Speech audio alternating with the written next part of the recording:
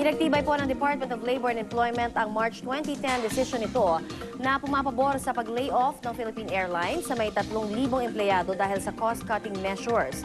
Management prerogative daw kasi ng PAL ang pagtatanggal ng mga manggagawa. Ikinadismaya naman ito ng Philippine Airlines Association, Employees Association. Tiniyak naman po ng PAL na makakakuha pa rin ng karampatang benepisyo ang mga apektadong empleyado. Sa Philippine Daily Inquirer naman, nadakip na sa bansang Yemen sa gitnang silangan ng isang babae na hinihinalang siyang nagpadala ng 2 paketeng ng explosive material sa mga cargo plane na papuntang Amerika. Bago ang pagkakaaresto sa suspect, naharang ang mga pakete ng explosive material sa isang cargo plane sa Dubai, UAE at sa Britanya. Sa Manila Bulletin, balik Pinas si Pangulong Aquino kahapon mula naman sa kanyang state visit sa Vietnam at pagdalo sa ASEAN Meeting o Summit. Matagumpay daw ang kanyang trip abroad at kabilang sa kanyang mga pasalubong ang 21 billion pesos na pondo mula sa Japan para sa road upgrading ng DPWH. Nakatakda muling umalis ng bansa si Pinoy para sa APEC Summit sa Japan ngayong buwan. Plano rin daw bisitahin ng Pangulo ang Indonesia at China. At yan ang mga banner stories ngayong araw ng Lunes. Samantala, puntahan naman po natin ngayon si Lynn at si Luan. Salamat, Connie. Kung tutusin, All Saints Day po ngayong araw at bukas pa nga ang araw ng mga kaluluwa. That's right. Bakit nga ba marami namang mga Pinoy ang nakaugalian ng November 1 dumalo sa mga sementeryo? Yan po ang ating aalamin. Panoorin po natin ito. Yeah. Tuwing Todos Los Santos, inaalala natin ang mayumao nating mahal sa buhay. Sa pamagitan nito, muli natin sinasariwa ang kanilang naiwang pagmamahal. Ayon kay Father July, ang petsang November 1 ay para sa mga butihing santo na ating kinikilala. Pag sinabi natin kasing All Saints Day in the strictest sense of the word, ito yung mga recognized and canonized by the Church. Ang All Souls Day, ito yung mga inaalala nating souls, particular yung loved ones natin, the relatives who have gone ahead of us. Pero bakit nga ba tuwing unang araw ng Nobyembre tayo pumunta sa sementeryo?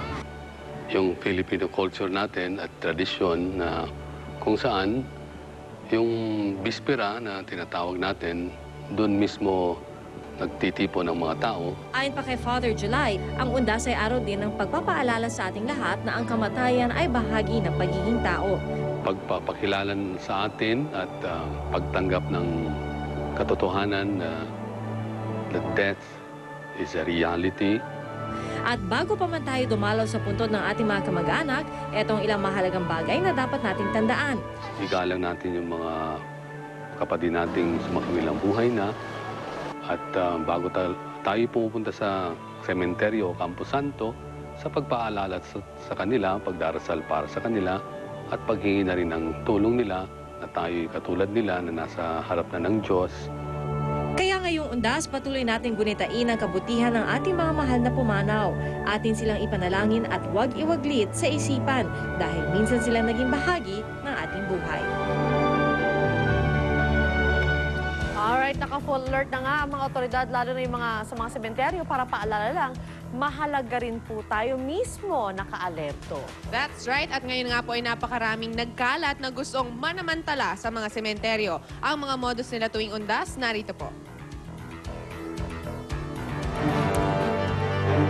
Sa araw ng Undas, maging maingat sa mga masasamang loob. Pinaalalahanan ng kapulisan ng publiko na huwag magpabiktima dahil naglipaan na rin sa araw na ito ang iba't ibang modus.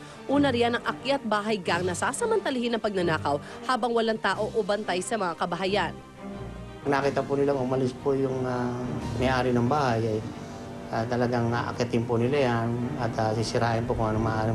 At kukunin po nila o lilimasin po yung mga mahalagang bagay na nasa loob. Bago umalis ng bahay, siguraduhin nakakandado ang pintuan at nakasara ang mga bintana.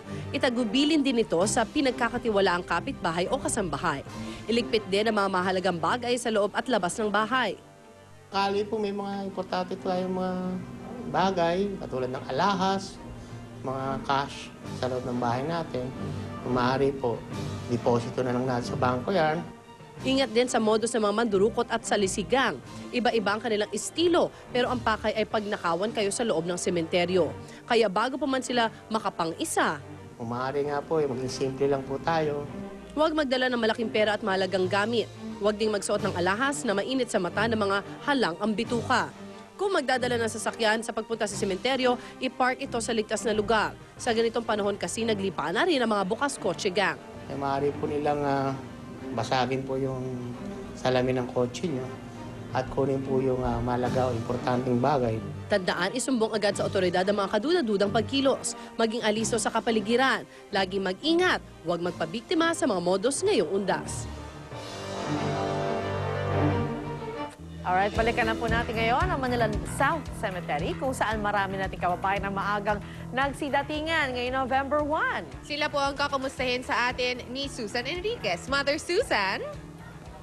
Okay, maraming salamat. Ito po, dito po sa Manila South Cemetery, kahit pa umaambon-ambon, talagang tuloy na ho ang pagdating ng ating mga kapuso. Ika nga, yung iba ho, mas maagang pumunta kahit maghapon pa nga naman yung dadaan. Alam niyo po dito, may 100,000 po ang nakalibing. Ito ho, narito yung mga tauhan ng Manila Traffic and Parking Bureau at nag-i-inspeksyon sa mga dalang gamit ng ating mga kapuso. Si Manong, maaga. Sir, ba't maaga ka? Para hindi na tayo matraffic mamayang hapon.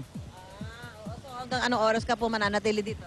Saglit lang po, maglilinis lang po ako ng nicho. Okay. Ngayon mo walang lilinisin? Opo. Kailan ka? Hindi ako nakapunta eh. Okay, nag-aamo na lang. Okay, sige, salamat. So, ini-inspection ho, siyempre, yung mga ating mga tauhan ng MTPB, yung mga daladala nilang gamit. Halimbawa, yung mga ganito po. Yung iba daw po dyan, sir, ano ginagawa ng iba dyan? Lalagay dyan yung mga maiinom? Mga alak po, sir. Mga gym po. Mga walang kulay na alak. Diyan po nila nilalagay. Kaya po namin minsan binubuksan yan. So, wag ho kayo magkakamali na yung mga ganitong mga water jug, ilalagyan nyo ng inuming nakalalasing o mga alak dahil yan